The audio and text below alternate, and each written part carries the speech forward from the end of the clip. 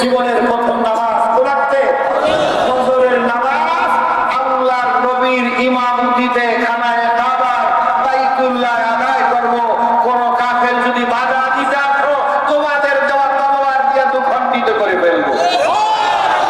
এর মানে কি মুসলমান ঠিক কিরা কথা বলে? আমরা যদি জিমাই তাহলে তো বাড়ি খাওয়া ছাড়া কি উপায়? জিমানো যাবে না। কি বলে? ইমানের বলে বলিয়ান হয়ে নারায়ে তাকবীর আল্লাহু আকবার স্লোগান দিয়ে আগামী হবে পৃথিবীর কোন শক্তি আমাদেরকে ঘায়েল করতে পারবে না। পৃথিবী মুসলমানেরা ইমানের বলে বলিয়ান হয়ে জয় করেছে। ঠিক কিরা কথা বলে? এই পুরো বাংলা জয় করেছে কারা? জোরে বলেন কারা? মুসলমানেরা। আল্লামা শাহজালাল ইয়ামানির মতো বুজুর্গ আল্লাহওয়ালা কোন অস্ত্র ট্যাঙ্ক কামানের ভয় দেখাইয়া এ জমিনে দিন প্রতিষ্ঠিত করেন নাই, করছে ইমানের বলে বলিয়ান হয়ে আসছে। থেকে ইয়ামান থেকে মাত্র 40 জন ভক্ত মুরিদ দিয়া উনি যখন ভারতবর্ষে আসলেন, আমার ভাইয়েরা বোনেরা সেখানে সেকেন্দার শাহ সহ কয়েকজন সেনাপতি সাথে কিছু সৈনিক নিয়ে তারা পুরো বাংলায় অবস্থান করেছিল। ঠিক কিনা? তখন পুরো বাংলার রাজধানী ছিল ঢাকা, সোনারগাঁ। এই সোনারগাঁ থেকে আল্লামা শাহজালাল ইয়ামানির নেতৃত্বে 360 জন ভক্ত সৈনিক নিয়ে সিলেটের অভিমুখে রওনা হয়েছিল। জোরে বলুন সুবহানাল্লাহ। আমার ভাইয়েরা বোনেরা, রাজাগণ গোবিন্দ যখন জানতে পারল মুসলমানেরা সিলেটের অভিমুখে রওনা হয়েছে, সিলেটের সুরমা নদীর মধ্যে যত নৌকা ছিল, খাওয়া ছিল, সব শেষ করে সরাই ফেলল যেন মুসলমানেরা সুরমা নদী পার হয়ে সিলেটের জমিনে যেন কদম রাখতে না পারে। আল্লামা শাহজালাল ইয়ামানি রাহমাতুল্লাহ আলাইহি যখন সুরমা নদীর নিকটে গেলেন, গিয়ে দেখলেন নদীর মধ্যে কি নাই? খাওয়া না। বলল, হুজুর আমরা কিভাবে পাবো? আল্লামা শাহজালাল ইয়ামানি রাহমাতুল্লাহ আলাইহি ব্যাগ থেকে একটা জায়নামাজ বের করে সুরমা নদীর পানির উপরে বিছায় দিলেন। এক এক করে 360 জন ভক্ত সৈনিক সুরমা নদী পার হয়ে সিলেটের জমিনের মধ্যে কদম রাখলেন।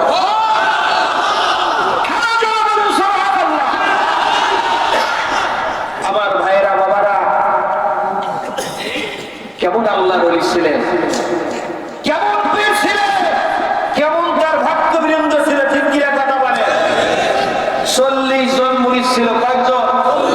360 জনের মধ্যে 40 জন ছিল কি মুরিদ, ভক্ত।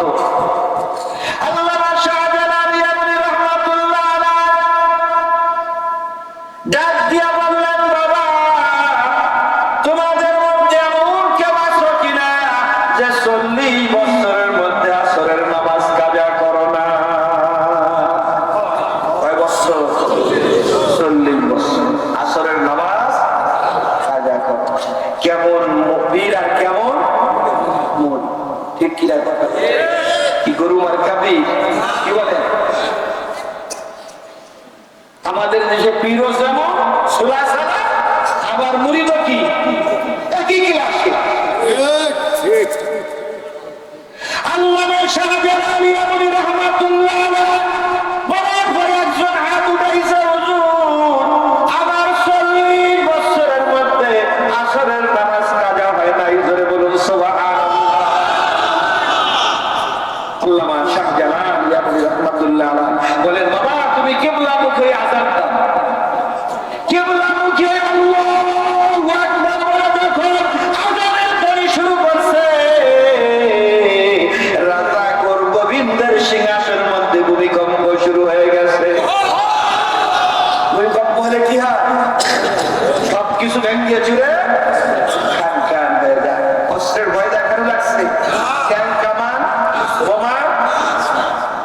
মুসলমান বলেছি ইমানের বলে বলিয়া মনে থাকবে তো ইনশাআল্লাহ। কি বলেন? আপনি আমি চাই না জমিনে কোরআনী হুকুমা কি হবে।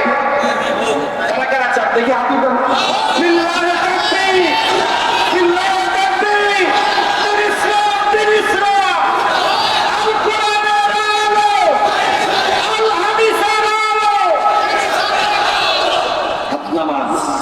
বাংলাদেশের পীর মাশায়েখ আলেম ওলামা ইসলামী সংগঠনের ভাইরা আমরা সবাই ঠিক কি কথা বলে। কিছুদিন আগে ঢাকা প্রেস ক্লাবে এদেশের হক্কানি পীর মাশায়েখ একত্রিত হয়েছিল। আসলে যেহেতু বাংলার জমিনে খেলাফতের রাজনীতি নাই, আমরা অনেকে এই জন্য রাজনীতি পছন্দ করি না, ঠিক কি কথা বলে। কিন্তু আমরা চাই এই জমিনে খেলাফতের রাজনীতি কায়েম হবে ইনশাআল্লাহ। আমার ইসলামী সংগঠনের ভাইরা আমরা শুধু রাজনীতি করব না, কিন্তু আমরা তাদেরকে পূর্ণ সমর্থন দিব। আমরা সিদ্ধান্ত নিয়েছি ওনাদের দ্বারা এই জমিনে একদিন কি হবে, খেলাফতের রাজনীতি কায়েম হবে। এই জন্য আমরা করব না, কিন্তু আমরা তাদেরকে কি জোরালো ভাবে সমর্থন দিব। তা না হলে ওই বাতিলেরা আমাদের মাথায় নুন ছুঁয়ে বড়ই খাবে। এটা কখনো এই জমিনে ওই আল্লাহ শহীদ আছে, ঠিক কি কথা বলে। এই জমিনে হাজার হাজার মাদ্রাসা আরে বলো আল্লাহ আছে। চাই কিনা আমরা এই জমিনে কোরআনী হুকুমা আল্লাহ কবুল করুক। সকলে বলি আমিন। 5 ওয়াক্ত নামাজ পড়ে আল্লাহর কাছে দোয়া করবে, আল্লাহ কোরআনী হুকুম আপনা দেখাইয়া আমাদেরকে কবরে আল্লাহ কবুল করুক। সকলে বলি আমিন। আমার ভাইয়েরা বাবারা, তাহলে আমরা সেই ঈমানওয়ালা মুসলমান মনে থাকবে তো ইনশাআল্লাহ। যেটা বলতেছিলাম, ইমাম আহমদ ইবনে হাম্বল উনি যখন ওই বেচারাকে জিজ্ঞাসা করলেন, ভাই আমি তো অমুকের কাছে আসছিলাম, শুনেছি তার কাছে আল্লাহ রাসূলের কিছু হাদিস আছে, এগুলো সংগ্রহ করার জন্য। তো ওই লোকটা বলতেছে, আপনি যার কাছে আসছেন আমি সেই লোক। সুবহানাল্লাহ। তো ইমাম আহমদ ইবনে হাম্বল দেখলেন ওই লোকটা ঘোড়া পালতেন। কি বলতেন? আপনাদের এই দেশ গ্রামে অনেকে গরু বাছুর পারে না, কি বলে গরু বাছুর পারে কিনা, এগুলো ছুটে গেলে ধরতে কি কষ্ট হয় না, এর পিছনে দৌড়াতে। তো ওই বেচারার ঘোড়াটা ছুটে গেছে, উনি ঘোড়াটা ধরার জন্য পিছে দৌড়াচ্ছে, ধরতে পারে না। শেষ পর্যন্ত উনি কি করলেন, ঘর থেকে একটা বল ডিশ, কি বলেন আপনারা, গামলা, আচ্ছা যেটা আপনাদের এলাকায় বলেন, এই গামলার মধ্যে পুরা, তারপরে ভুসি খোল, এগুলো গরুরে কি মানুষ খাওয়ায়। তখন ওই গামলা গরু দেখে, যেখানে থাকুক দৌড়ে কি কিসের জন্য, খাওয়ার জন্য আসে, ঠিক না। তো এখন ওই বেচারা ঘর থেকে একটা গামলা ডিশ বের করে নিয়ে আসলো, আর ঘোড়া দেখার সাথে সাথে দৌড়া কি ডিশের কাছে আসে। আসলে ডিশটা কি ছিল, খালি ওর মধ্যে খাবার ছিল না। কাছে যখন আসছে অমনি ঘোড়াটারে কি থাকতে ফেলছে। ইমাম আহমদ ইবনে হাম্বল এটা দূর থেকে দেখছে, দেখে মনে মনে চিন্তা করে, লোকটা তো সুবিধাজনক না, 2 নম্বর লোক, ঠিক কি কথা বলে। কারণ সে একজন ফাঁকিবাজ, ধোঁকাবাজ লোক, এই খালি ডিশ দেখাইয়া ঘোড়াটারে কি আটকাইছে। এই লোকের হাদিস সংগ্রহ করা যাবে না, এ হলো ধোঁকাবাজ। ইমাম আহমদ ইবনে হাম্বল এটা মনে করে উনি বাড়ির দিকে রওনা হয়েছে।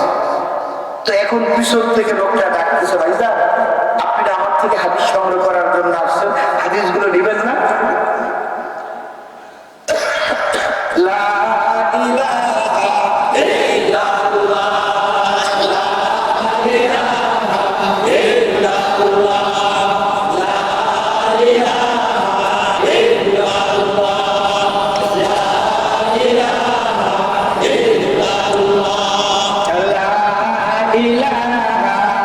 ইল্লাল্লাহ, লা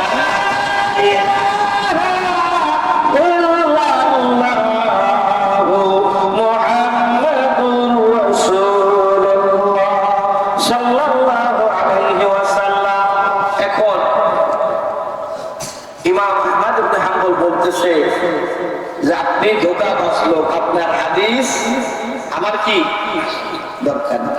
উনি বাড়ির দিকে রওনা, হাঁটতে হাঁটতে এক এলাকাতে গেছে, মাগরিবের আজান হচ্ছে।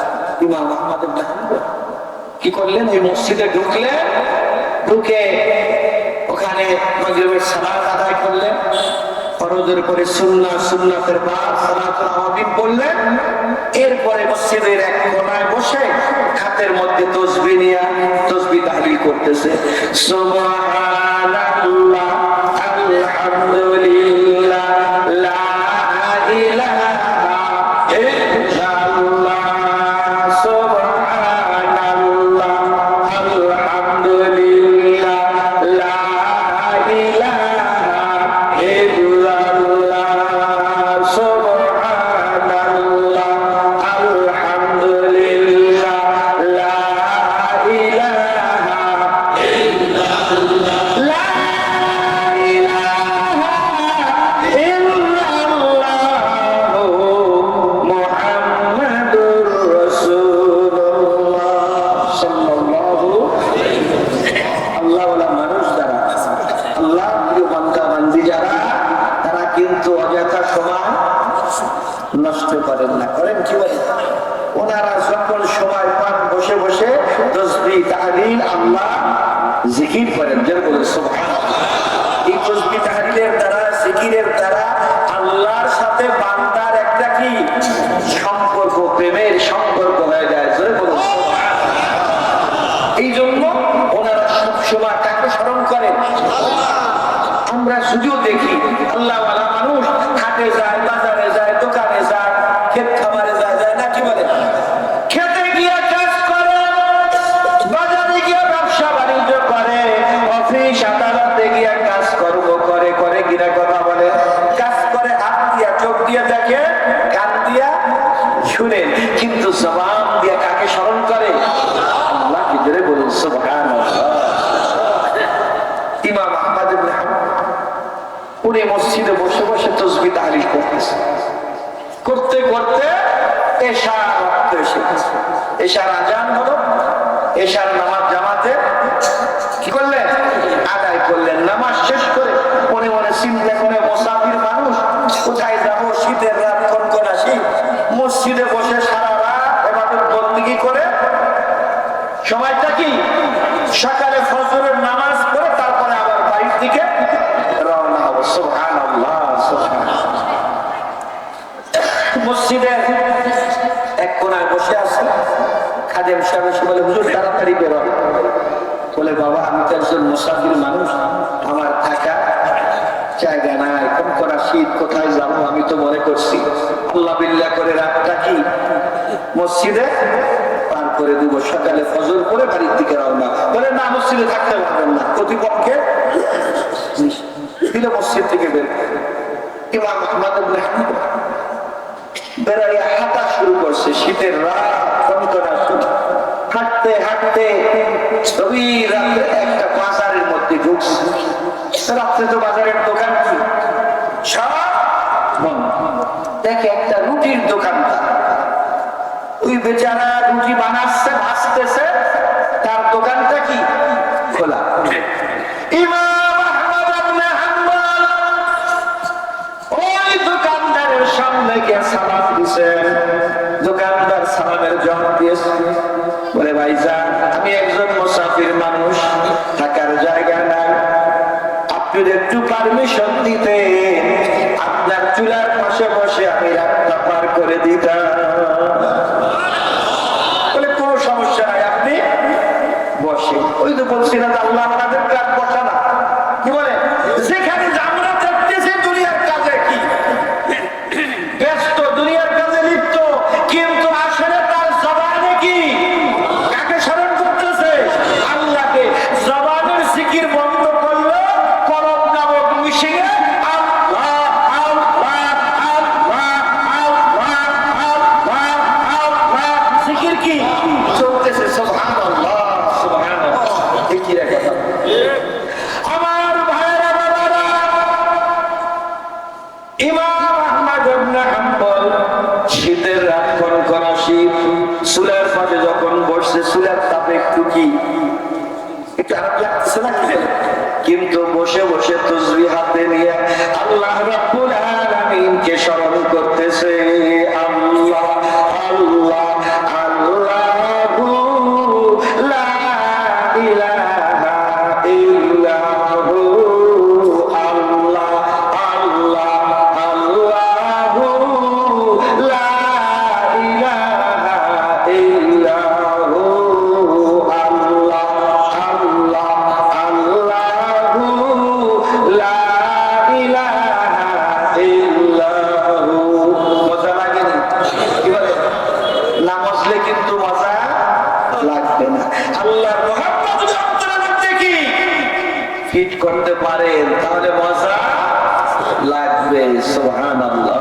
আল্লাহ কবুল করে নেন সকলে বললেন। ইমাম আহমদ ইবনে হাম্বল বসে বসে আল্লাহকে স্মরণ করতেছেন।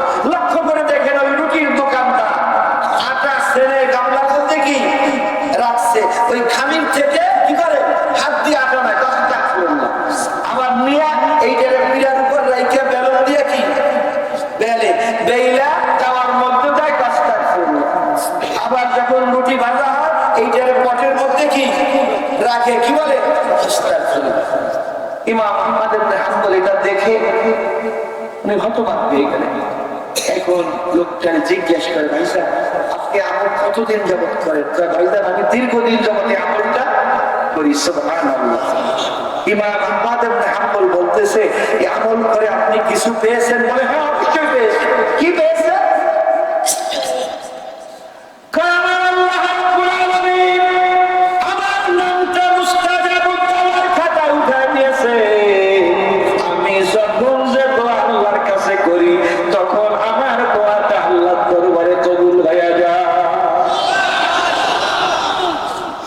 ইমাম আহমদ ইবনে হাম্বল বলে, ভাইজান আপনার জীবনের সব দোয়া কি আল্লাহ কবুল করেছে?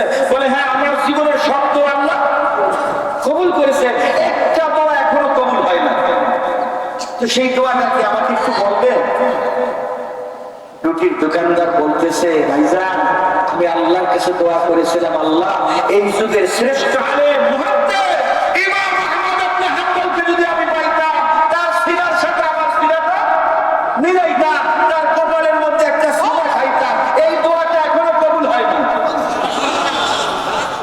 ইমাম আহমদ ইবনে হাম্বল বলতেছে, ভাইজান আপনার এই দোয়াটা আল্লাহ কবুল করে নিয়েছে।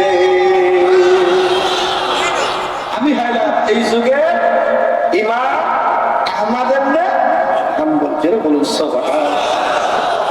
তাহলে বেশি বেশি ইস্তেগফার করতে লাগাচ্ছে কিনা? আমরা কি পড়ি? এখন থেকে পড়বে? কি বলেন? বেশি বেশি পড়বে, কারণ গুনাহ তো প্রত্যেকটা মানুষ করতেছি, পুরুষেরাও করি বাবুদেরাও করি। খালি গুনাহ গুনাহ করতে করতে শিরক বিদআত আমাদের মধ্যে ঢুকছে। কি বলে? পুরুষদের মধ্যে ঢুকছে, বাবুদের মধ্যে বিয়ে শাদী অনুষ্ঠান এই দিন করা ভালো না, এই মাসে করা ভালো না, অমুক করে, এগুলো হিন্দুদের ঠিক কিনা কথা বলে। শনিবার বাস করা যায় না, রবিবার যাত্রা ভালো না, এগুলো আছে কিনা আমাদের মধ্যে? যত প্রকার শিরক বিদআতি পীরের কাছে মুরিদ হইছে, তাবলীগ জামাতে সিল্লাও লাগাইছে, শিরক বিদআতি কি? তাহলে কি দোয়া কবুল হবে? ইবাদত বন্দেগী কবুল হবে? মা বোনেরা খবরদার, মা বোনেরা কিন্তু শিরক বিদআতি করে বেশি, খালি বাসে ঠিক কিনা? আল্লাহর দ্বীন মাল বস্ত্র সব কি সালাম করে বলুন সুবহানাল্লাহ। তারপরে যেমন আরবিতে 12 মাসের মধ্যে সরকার একটা মাস আছে, নাম কি? সাইয়্যিদুশ শাহরে শাহরু রমজান। 12 মাসের মধ্যে সরকার মাস হলো রমজান মাস, ঠিক কিনা কথা বলে? তারপরে এই যে পরপর 3টা মাস, এই 3টা মাস কিন্তু বরকতপূর্ণ মোবারকপূর্ণ। কারণ এই যে বর্তমান যে মাসটা শেষের পথে, কি মাস? রজব মাস। এই রজবের চাঁদ যখন আকাশে উঠতো, আল্লাহর হাবিব আকাশের দিকে তাকাইয়া আল্লাহর কাছে দোয়া করতেন, আল্লাহুম্মা বারিক লানা ফি রজব ওয়া শাবান ওয়া বাল্লিগনা রমাদান। আল্লাহ রজব এবং শাবান মাসের খায়র বরকত নসিব করেন এবং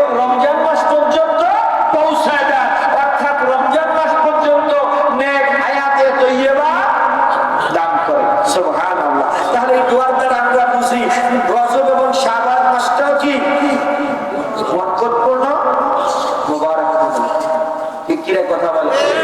আর রমজান মাস হলো 12 মাসের মধ্যে যে মাসটা বান্দার গুনাহ মাফের মাস, সেই মাসটা সামনে আসছে। আমরা প্রতি ফরজ নামাজ বা এই দোয়াটা বেশি বেশি করে কি পড়বো, মনে থাকবে কি বলে, আল্লাহুম্মা বারিক লানা ফি রজব ওয়া শাবান ওয়া বাল্লিগনা রমাদান। পারবেন না? মা বোনেরা শিখে নেবেন, এই দোয়াটা পড়বেন। আল্লাহ আমাদেরকে খায়ের ও বরকত আল্লাহ দান করবে, জোরে বলুন সুবহানাল্লাহ। তাহলে এই মাসটা রজব মাস, সবে মেরাজের মাস, ঠিক কিনা কথা বলে। এই মাসে হুজুর সাল্লাল্লাহু আলাইহি ওয়াসাল্লামের জীবনে বড় একটা মুজিজা হয়েছে। সবচাইতে বড় মুজিজা আল্লাহর নবীর জীবনে কোনটা বলতে পারেন? এই কোরআন, সুবহানাল্লাহ। হুজুরের উপরে কোরআন আল্লাহ নাযিল করেছে, এইটা হলো হুজুরের জীবনের সবচাইতে বড় মুজিজা, ঠিক কিনা কথা বলে। পৃথিবীতে আল্লাহ অগণিত পয়গম্বর পাঠাইছেন, তাদের উপর আল্লাহ বিভিন্ন মুজিজা কিতাব নাযিল করেছেন। পয়গম্বরেরা দুনিয়া থেকে বিদায় হয়ে গেছে, তাদের মুজিজাও কি শেষ হয়ে গেছে। আখিরি পয়গম্বর সাইয়্যিদুল মুরসালিন রাহমাতাল লিল আলামিন, হুজুরকে আল্লাহ সারা বিশ্ব তথা আল্লাহ আরশ কুরসি নবী বানায় পাঠাইছে। হুজুর ছিলেন সারা বিশ্বের জন্য কি রহমত। ওয়া মা আরসালনাকা ইল্লা রাহমাতাল লিল আলামিন। হুজুর হলেন সারা বিশ্বের জন্য রহমত, জোরে বলুন সুবহানাল্লাহ। তাহলে সেই নবীর উপর আল্লাহ আসমানি কিতাব সর্বশ্রেষ্ঠ গ্রন্থ কোরআনে কারীম আল্লাহ কি নাযিল করেছে। হুজুর আজ থেকে 1450 বছর আগে কি পৃথিবীর জমিন থেকে, কিন্তু হুজুরের মুজিজা আছে কিনা? এই কোরআন কিয়ামত পর্যন্ত থাকবে। আপনি আমি শেষ হয়ে যাব, কিন্তু কোরআন পৃথিবী থেকে কি বিদায় হবে? কি বলে, কেউ বিদায় করতে পারবে কোরআন? এই কোরআনের মালিক কে? আল্লাহ। কোরআনের কথাগুলো কার কথা? কোরআন নাযিল করেছেন কে? কোরআনের হেফাজতকারী কে? ইন্না নাহনু নাযালনা যিকরা ওয়া ইন্না লাহু লাহাফিজুন। আল্লাহ বলেন কোরআন নাযিল করেছি আমি, কোরআনের হেফাজতকারী। ঠিক কিনা কথা বলে। দুনিয়ার কোন রাষ্ট্রপ্রধান, সরকার প্রধান কারো কোরআন হেফাজত করা কি করবে? আরো জোরে বলেন কে? আপনি আমি যে কোরআন না পড়ি, না শিখি, না মানি, এজন্য কোরআন পৃথিবীর জমিন থেকে বিদায় হবে না। কিয়ামত পর্যন্ত জমিনে থাকবে, আপনি আমি বিদায় হয়ে যাব। আল্লাহ কোরআন, আমার ভাইয়েরা বলেন, এটা হলো আল্লাহর নবীর জীবনের সবচাইতে বড় মুজিজা। এরপরে আরেকটা মুজিজা হলো কি মেরাজ। সেই মেরাজটা হয়েছিল কোন মাসে? এই রজবের 27 তারিখ সোমবার দিবাগত রাত্রিতে। ঠিক কি কথা বলে হুজুর সাল্লাল্লাহু আলাইহি ওয়াসাল্লামের